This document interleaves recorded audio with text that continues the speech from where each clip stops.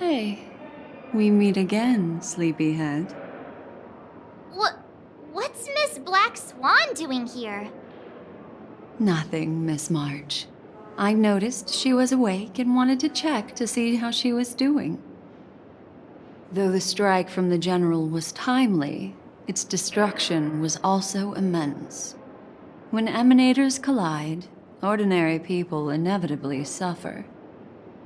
But, luckily for them, the dreamscape is my home turf. Thankfully, I managed to get everyone out before the harmonious choir collapsed. Oh, so that's what happened! Thank you, Miss Black Swan! Don't mention it. After all, I wouldn't want to see such precious memories vanish. You're heading to see your friends, aren't you? Would it bother you if I walked with you for a short while? Of course not. But you're not planning on doing something like last time, are you? Why would you think that? I've never harbored any ill intentions. Well, not when you are around, anyway. Himeko and Mr. Yang are probably still busy. Let's go look for Don Hung first!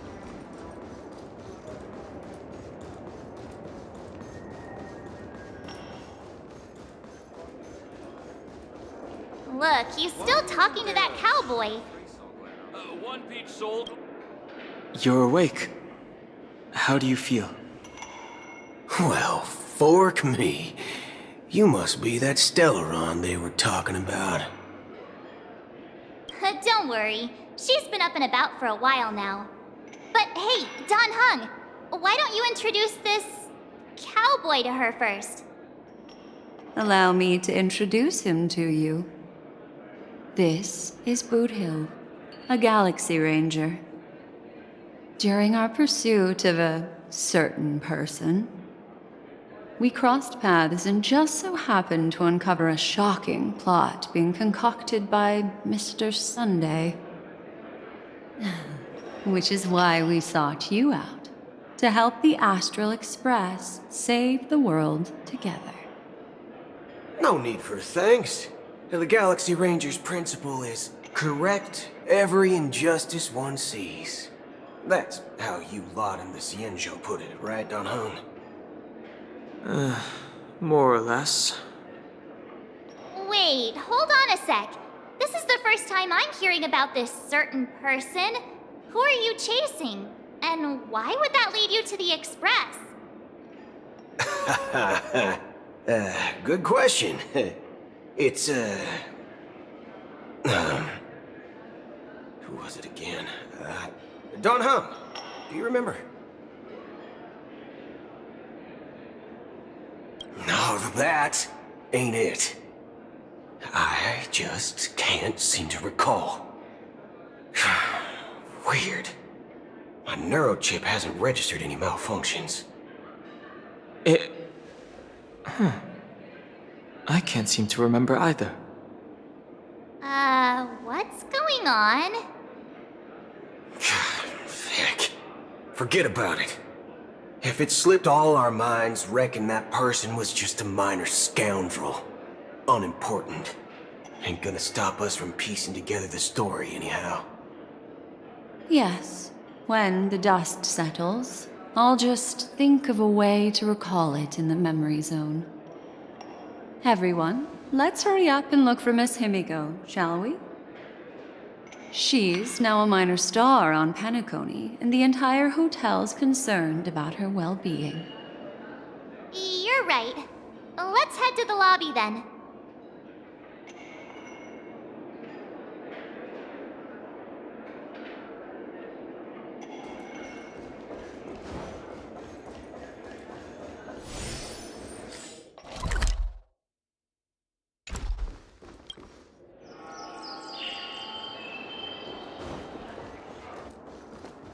Look, they're with the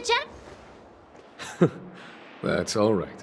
In these times of conflict, for the sake of utmost safety, It is only right that the Alliance steps forward to mediate on behalf of the Astral Express. We must not allow you to take unnecessary risks. Furthermore, despite the IPC's eagerness for success, it prioritizes peace above all. And the family, trapped though it may be, professes a desire for harmony. The Alliance has always won people over with reason. I firmly believe both parties can indeed put aside their differences and come to a peaceful agreement. The General possesses a deep understanding of the greater good. With the Cienjo Alliance mediating, peace for Penacony is within reach. You flatter me. But ultimately, it's been all down to the Express.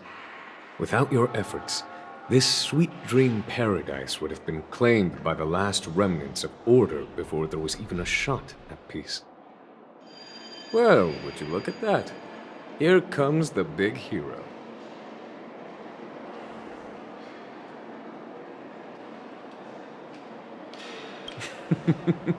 Here's the galactic baseballer, the paragon of both heroism and humility. Are you okay? I heard you couldn't wake up. Are you feeling unwell? Don't worry, Mr. Yang. There's nothing wrong with her. She practically burned through a lifetime's worth of jokes on the way here. What about you, Mr. Yang? I heard that even Miss Robin wasn't spared. And that guy locked you both up. It's a long story. But at least Mr. Sunday took it easy on us. He used an ability called tuning to connect our consciousnesses with his. In other words, he imprisoned us within his consciousness. Thanks to General Jing Yuan's destruction of the Harmonious Choir, we were able to escape. He used that tuning on us too. Does that mean that we were almost imprisoned as well? I can confidently say now, he was truly after a fair fight with us. Had he wanted, he could have easily taken us down, without so much as lifting a finger. Speaking of the Oak family head, where is he now? It's complicated, but in a nutshell, he's now the former Oak family head. The IPC has named him the key figure in the family's Penacony split, citing a threat to cosmic peace. He must represent the family and answer for the unrest caused. His trial is set to take place at Pier Point. The family quickly labeled him and the remnants of the Order as enemies, declaring the turmoil an internal rebellion. This move effectively barred the IPC from intervening in family affairs on both moral and rational grounds. Everyone really has their own agenda, after all. Then, what's going to happen to Miss Robin? She and Sunday won't be able to deny their involvement in the Charmony Festival. They're siblings, after all. Why the sigh, General? I can only say that this incident is an unexpected mess for the girl. The Alliance will try to persuade the family to consider this matter carefully during mediation. It's time, everyone. The IPC's key members and I have agreed to consult one another before the upcoming negotiation. Do any of you wish to sit in? Given the General's invitation and the matter's significance to the universe, the crew will naturally accept. However, if the IPC has any reservations... Why, of course you're welcome. They've mentioned that your team is a trusted ally of the IPC in Penacony, so there's no reason not to welcome you. Besides, if there can be reliable observers from the Astral Express present, discussions will go more smoothly. So, what do you all think? Well then, we shall oblige. I'm kind of allergic to those types of situations. I think I'll just head back to my room and start packing. Not to worry. Himiko and I will take care of things. I'm afraid I'll also have to return to the Express first. The conductor is worried about us. It's best I go and explain the situation. Thank you. What about you, Will you join Welt and me? Or have you got other plans? Great.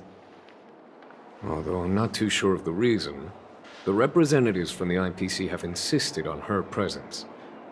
Allow me to lead the way. Follow me, please. The negotiation will commence at the hotel lobby. Everyone, please follow me.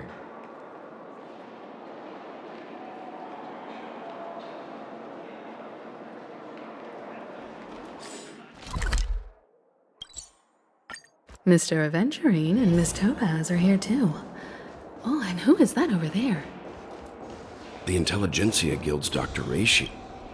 It's been a while, my Astral Express friends. I would also extend my sincere thanks to you, General of the Luofu. The presence of everyone here assures that the talks will likely reach a conclusion that satisfies all sides.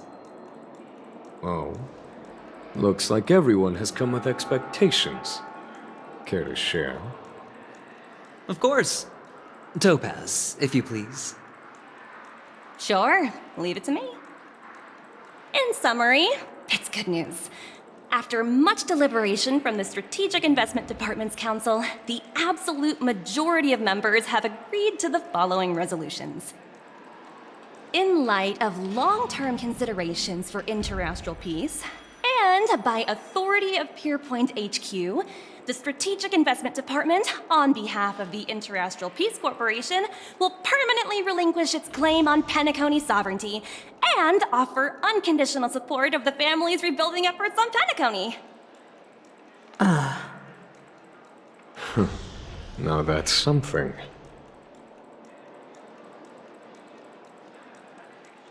All in the name of peace. That's our motto. Has the IPC finished sharing all its thoughts? Then it's our turn. The Guild, much like the Genius Society, has taken a keen interest in the recent calamity in Penacony.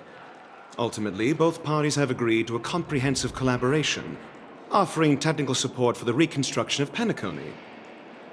The floor is yours for the finer points, Mr. Screwlum.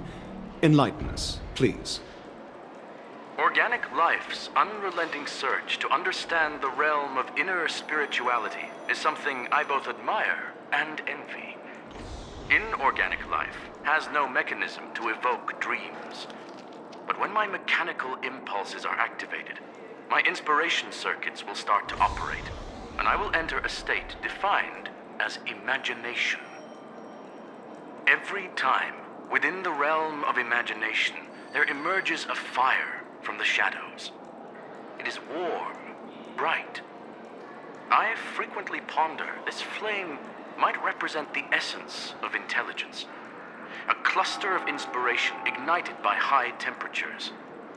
The future direction of the universe may well lie within it. Alas, they are nothing but projections of my thought system to me, desired, but unattainable.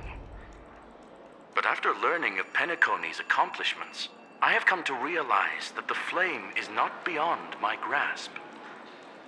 After deliberations with my partners, we have decided to defer the progress of the Simulated Universe project, and instead assist the Intelligentsia Guild as technological consultants in the research of the Dreamscape and Memory Zone, so that these assets may be better used to serve humanity. Not only that, we've also established contact with the Garden of Recollection through the IPC, and they've pledged their support for our research endeavors. I'm truly happy for the Dream Chasers on Penacony. The cosmos' brightest and, let's admit, dimmer intellects are now at their service.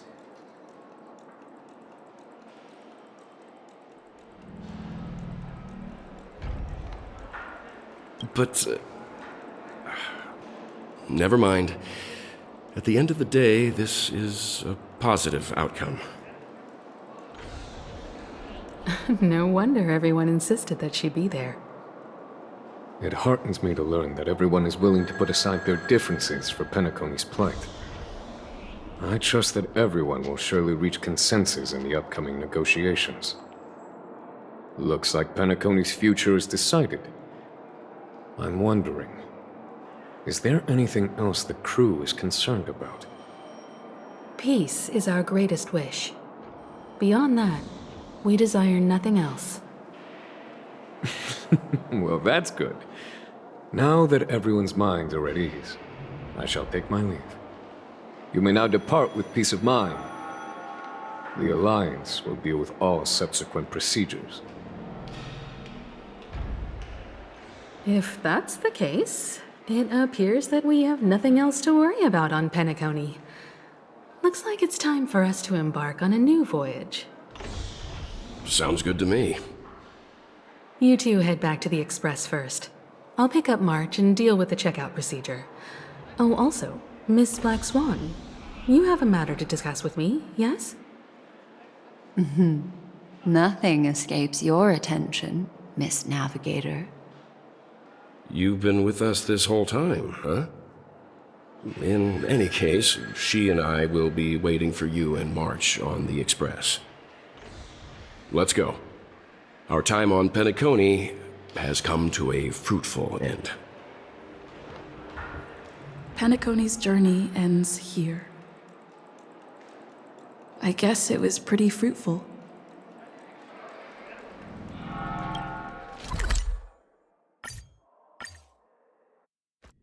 The navigation meeting is about to start. We're all waiting for you. Ahem. Looks like everyone's present. Let the navigation meeting commence then. This a meeting to decide our next stop? How we doing this? By show of hands. Hold your horses, cowboy. It's for those to decide.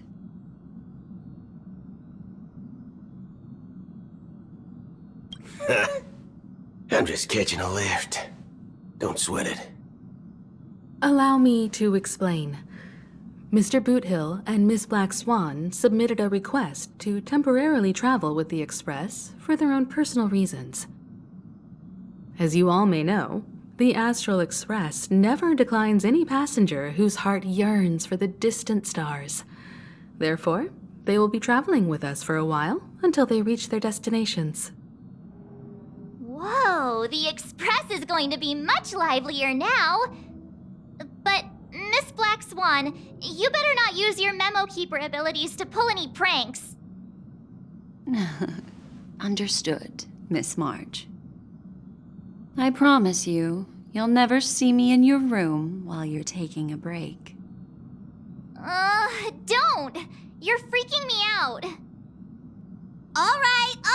Now that everyone's met everyone, we can continue our navigation meeting.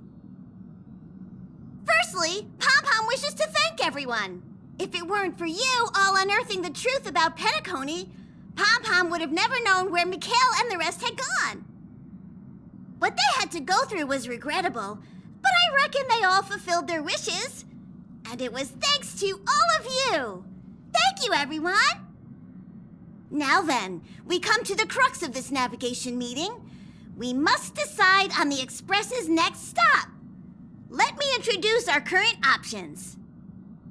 The first choice is from Himiko, the oceanic planet of Lushaka, a planet composed entirely of water. Many aquatic races reside there. Of course, it's also the home planet of the venerable, nameless Mikhail.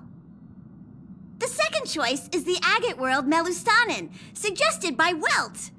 It's famed as one of the initial sites of the Stellaron disaster, and the place where the beauty Idrilla ascended. Today, it's celebrated as a planet of undying allure. The third choice is Edostar, a planet nestled within a vast ion storm region, currently under assault by the Antimatter Legion. However, the distress signals from there have recently ceased, prompting the IPC's wish for us to check in on the situation. The last choice, courtesy of Black Swan, is the glass belt Petravia, a massive belt of asteroids that was turned to glass by the Lord Ravager Zephyro. These days, it's apparently known to house one of the branches of the Morning Actors Troupe. Ooh, so many options.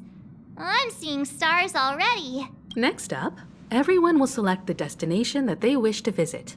And then we'll put it to a vote. This trip to Penacony has allowed me to see another side of the Stellaron disaster. In terms of symbolism, the state of the dreamscape bears a striking resemblance to the agate world. Visiting it might deepen our understanding of the Stellaron. That makes sense. If that's the case, I vote for the agate world too. I personally think the situation on Edo Star might be more urgent. As Nameless, should we not extend a helping hand? March is right. Though the fact that the distress signals have ceased means we're probably too late. But I still think we should investigate the situation there. 3 votes for the agate world, 2 for Edo Star. Looks like we have a winner! Next stop, the agate world, Melostaden! Then this navigation meeting is adjourned. I'll go check the warp jump coordinates. Everyone can catch up on some rest in the meantime. When it's time to make the jump, Pom-Pom will make an announcement. There's still some time before the jump. What should I do? How about a chat? Oh, you're here. Seeing your reflection among the stars in the porthole really does seem somewhat surreal. How about it? This journey of beautiful dreams. Was it to your liking?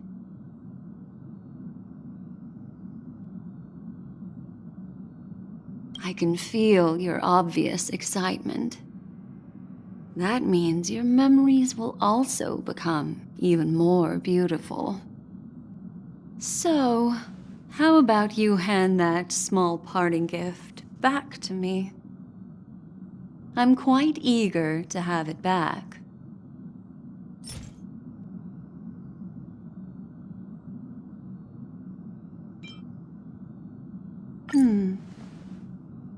Oh?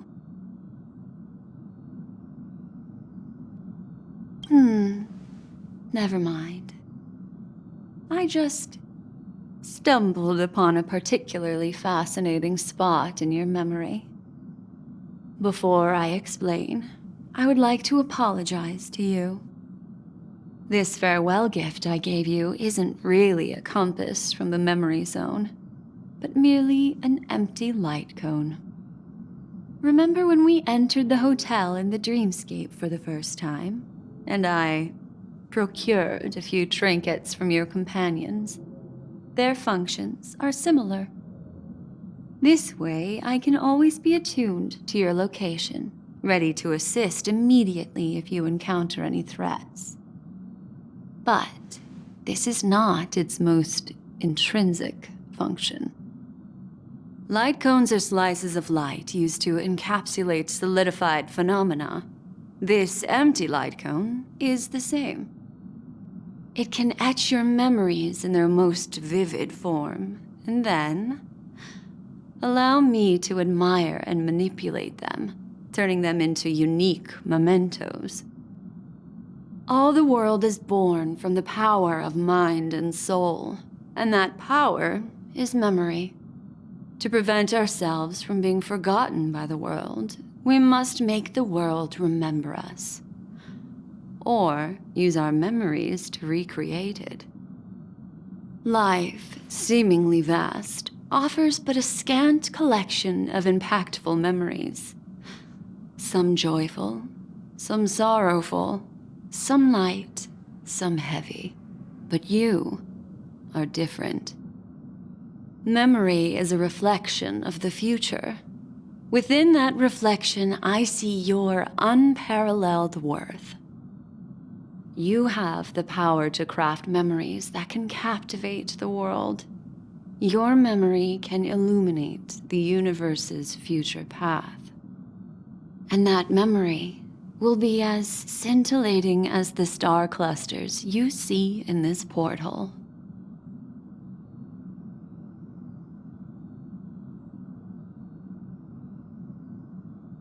Precisely. But do you know the deeper meaning behind it? The reason is simple. In this grandiose and ostentatious dream of the families, only you personally experienced the entire course.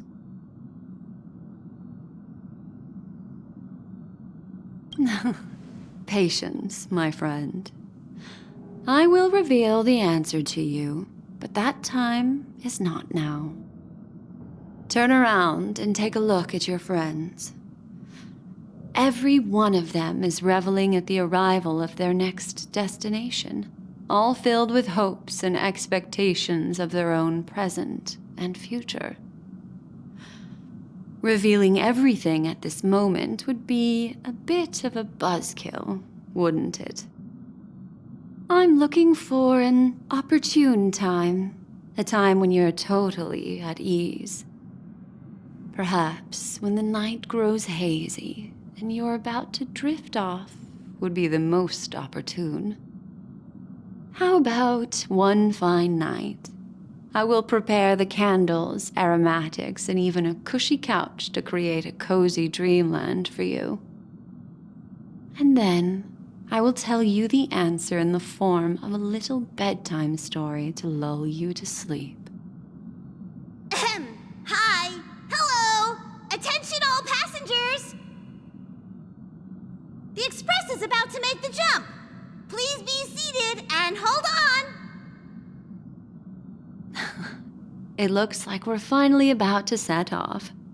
There are countless gleaming memories out there waiting for us. Why don't we just leave it at that for now? That's right. As a small token of compensation for playing that little trick on you with the empty light cone, I will gift you with some words. They hold great significance to me.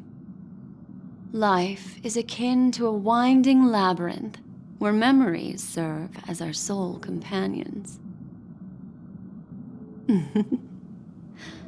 You'll remember these words dearly, won't you? In the year 2158 of the Amber Era, the first year of the new epoch, the universe resumed its intended trajectory.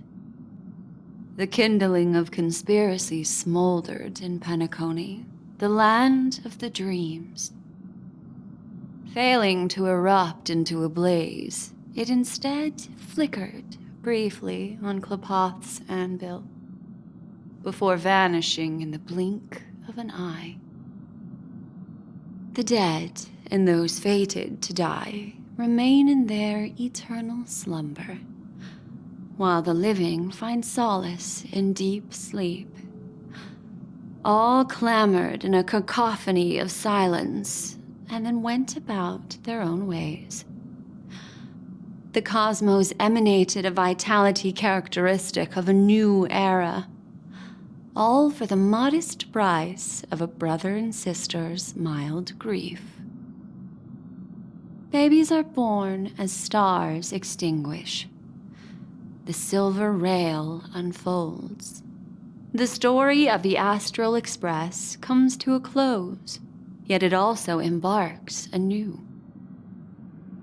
Time marches forward, heralding the arrival of a new chapter in the history of trailblazing expeditions.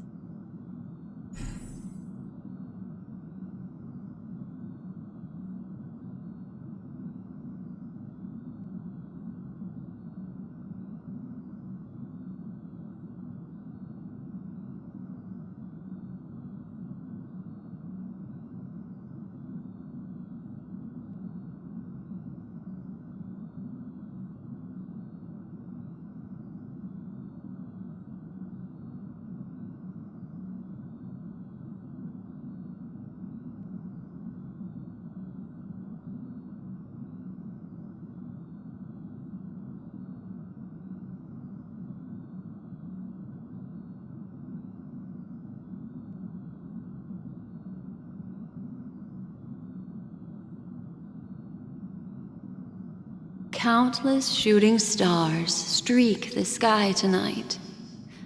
If you can pick the right one, it will carry your wish to thousands of distant worlds.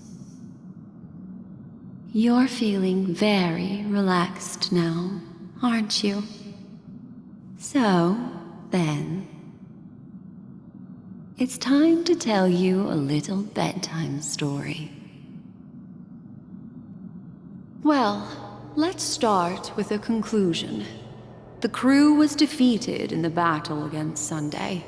Everyone in Penacony failed, and no one survived.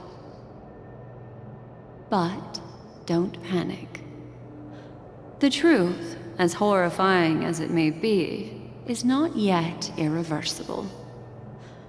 There's still a glimmer of hope, and that's why I'm here. Next, I'll use this empty light cone that carries all your memories to relive everything that happened before. And when this story reaches its end, I'm sure someone as clever as you will notice that. There's a major flaw in the story you have experienced, yet within that flaw lies a glimmer of hope. Are you ready for it? Do you remember everything? When the clock turned back, the Express started a warp jump, sending you to a strange dream. You were bewildered back then, and then a Galaxy Ranger named Acheron showed you a way out. When you arrived at the Reverie Hotel, you met the doorman Misha and had a confrontation with Aventurine, an IPC representative. Thankfully, Acheron appeared again and helped you. After that, you saved Firefly and explored Penacony together. During the tour, you ran into Sparkle disguised as Sampo and accidentally entered a child's dream. There, I rescued both of you from death, but Firefly didn't return to reality. She realized the truth and tried to involve you in her plan, but that resulted in an accidental death. Even more unsettling, you soon encountered another murder. The two cases of death prompted you to investigate the truth behind the sweet dream. Despite your efforts to gather information about the two victims, you didn't make much progress. But you did learn about the watchmaker from Gallagher. Meanwhile, Aventurine was secretly carrying out his scheme, in which you were one of the pawns. In the midst of a fierce battle, Acheron revealed her true identity as an emanator of the Nihility and unsheathed her sword. That strike foiled Aventurine's plan and opened a passage between the sweet dream and the original memory zone. Upon your arrival at Dreamflux Reef, you learned the truth that death was actually dormancy, as well as the truth about the dreamscape, the Stellaron, and the bellboy, Misha. You split up with Sunday and Robin, looking for a way to seal the Stellaron. However, it turned out that Sunday and the Dream Master had their own hidden agenda. And you had to engage in an ultimate duel on the stage of the Charmony Festival. Finally, the story reached its conclusion. You emerged victorious, with the Trailblaze triumphing over the Order, and Penacony embracing a bright and peaceful future. This marks the end of the thrilling journey in Penacony. I'm sure you've already noticed something unusual, haven't you? The major flaw, which contradicts all the known information, hides in this story.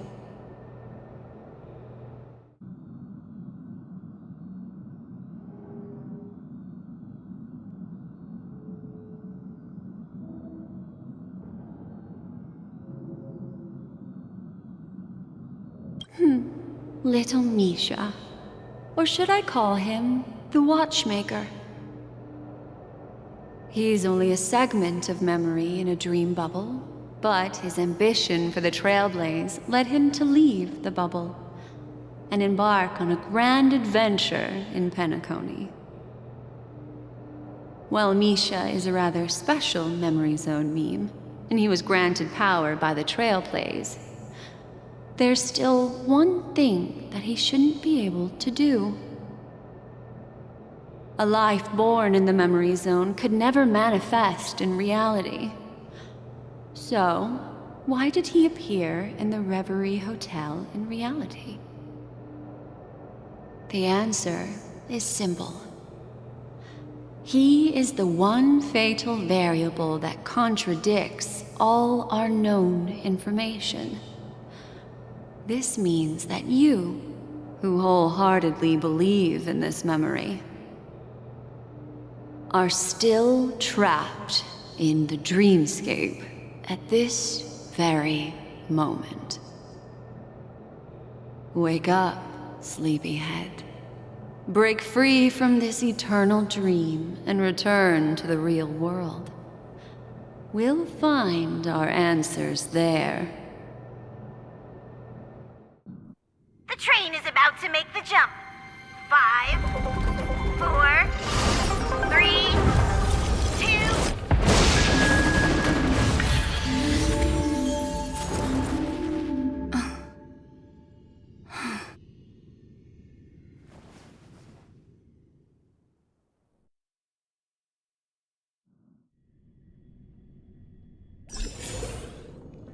This way, darling.